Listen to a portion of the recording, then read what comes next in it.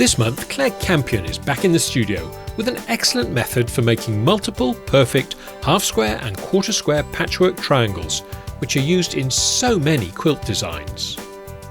Our crochet expert Jane Chire joins us again, and this time she has something just right for a cold November evening with this lovely chevron scarf project.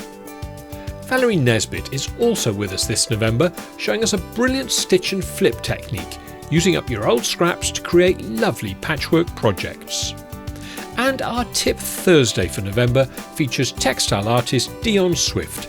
She's talking about the advantages of the convertible machine foot that she loves to use for her work.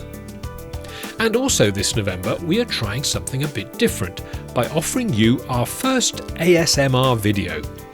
This is a type of video that triggers a tingling sensation. For example, the crinkling of paper or the popping of bubble wrap. It's a big thing on the internet now, so we thought we'd try it with the warm hum of a sewing machine. See what you think. New videos are released on Justhands-on.tv every Friday. Become a paid subscriber to enjoy unlimited access to all our online classes by Britain's finest tutors to help you with your projects from as little as £5 a month.